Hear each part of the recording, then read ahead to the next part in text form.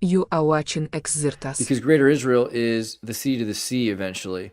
It has to be across the sea to the sea. And so there's been huge amounts of contracts, military contracts, but also corporate contracts expanding into the regions of Iraq and into Egypt. And then there's also clandestine efforts in Saudi Arabia. Bit of corporate contracts that have happened because it just makes sense to make business agreements to make corporations that are offshore of Israel, right? Corporations from like the United States have major investments from Saudi Arabia and to have majority control of those corporations by Israelis. And so this has tied Saudi Arabia into this sort of economic bipartisan alliance that was unexpected to emerge.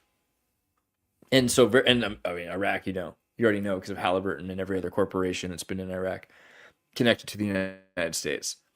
But they're expanding, and of course, Lebanon was always sort of a secular place that we remember. Like this is where a few years ago there was this major strike and explosions of perhaps weapon armories, and we were saying earlier that a free place is a place that can cultivate anything like peaceful people, hippies, Wiccans, lesbians, terrorists. Like, it's a free place. Anything can happen. So, but that's also why it was something that exploded. But the eventual goal, I don't know. I'm not sure if I would say, I don't know. Do you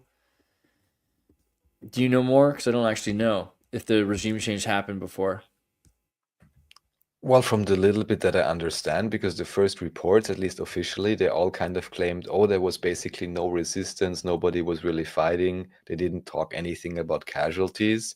So it seemed as if the coup itself, in terms of taking over the capital and taking over the state broadcaster, which in this game always appears to be, the victory condition, which is also kind of hilarious to me. But anyways, they did that within a few weeks, just slowly coming down through these cities. That's what the state broadcast in Austria was telling me, more or less. And that's it. Let's Oh, they check already know about Grok. it. Well, Grok's usually pretty good. The regime change in Syria happened before the Israeli airstrikes. According to various reports, the Assad regime change was overthrown by rebel forces on And just December 8th. briefly, as Valiant Joker is bringing this up, 500 years worth of oil. Of course, we don't know exactly with abiogenic oil, how much is there really? But because you brought up the Austrian military earlier, and I even brought this up, I think, on Nachiketa's show in terms of belief systems, and then joking, oh, I can join the Austrian army, and these missions, maybe it still exists. It existed for a very long time, and it's still ongoing, I think, as part of a UN peacekeeping mission. One of the missions was to guard the Golan Heights in Syria. And Hmm. I even technically know individuals, I think, who have been there. So that's a real thing. And then again, I just think it's so hilarious because Austria, since ever, claims to be neutral in the past years, and especially now with Sky Shield, which is like a NATO supposed defense rocket battery they want to install. It's a complete joke. But even well before that, if you send your nationals and your soldiers to guard an oil field in Syria, is that really a neutral action? Of course, they make a Right. joke with the United Nations and give you some declaration why it is, but like, is it really? Yeah. So There was Austrians have another, been that working for reminds me. Trump for a long time. Yeah, there was another thing like because of that, like the natural gas reserves in Iraq that they're doing the same thing. That the West knows that they don't have the infrastructure on purpose to take out the natural gas without the West coming in, and so every time there's a negotiation, they end up using Israel ends up in the United in the West ends up controlling the like the contracts that for Iraq. And I think there's another one with Turkey. The next one is Turkey because Turkey's oil is where they put the Kurds where the oil is. So there's this whole thing for the human rights agreement, and it's pretty clear the next country to go will be Turkey because Turkey's not been fully following what the Atlanticists want, and so they're gonna do something probably. I think the next thing will be Turkey. Well, but then who would be, even within this game, who would be the protector of whoever is not the Atlanticists. It would be Russia, right? Yeah.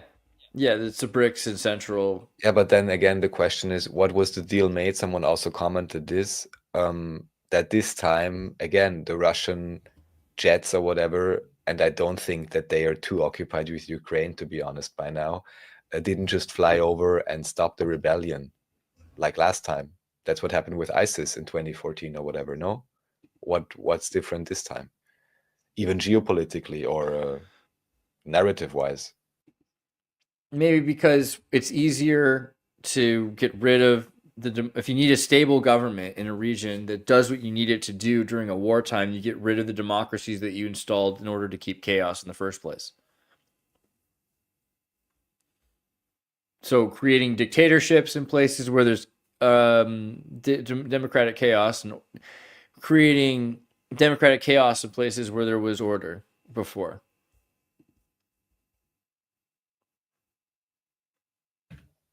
All right, I mean, creating chaos, but still, why wait 10 years for this? Because all that it makes me think of is this, I would say by now, iconic speech in front of the Arab League by Gaddafi.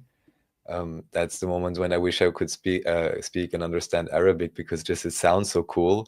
And Gaddafi explaining to the assembly, look, my Arab brothers, what do we share? Let's be honest, we share nothing but this house. Look what they did to Saddam. They just come in and they hang him without any trial or anything, proper procedure. What are we doing? And you never know, you can be next. And then we know 1-2 years later, Gaddafi, at least officially, whatever, was dead. Libya was regime changed. And you see the camera cut in that second for 3 seconds to Assad. And Assad is sitting there like, ha ha ha, he's laughing.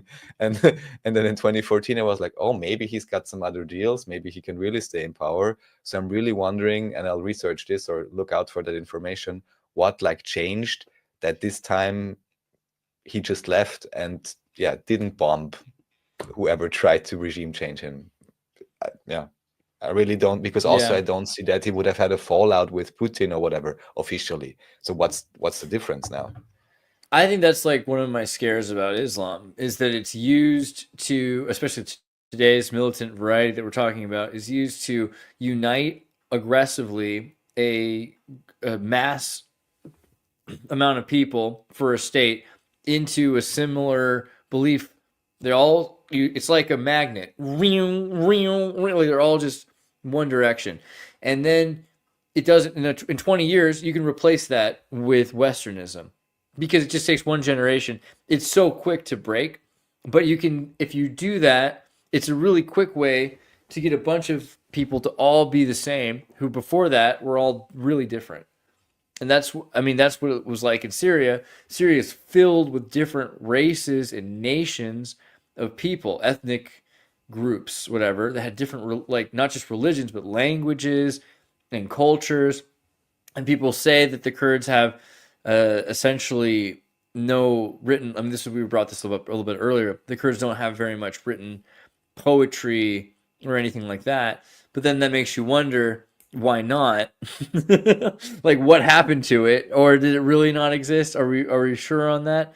Because it seems so much more likely that it was taken from them, because they're pretty cool. The Kurds are pretty cool. I'm a big fan of the Kurds.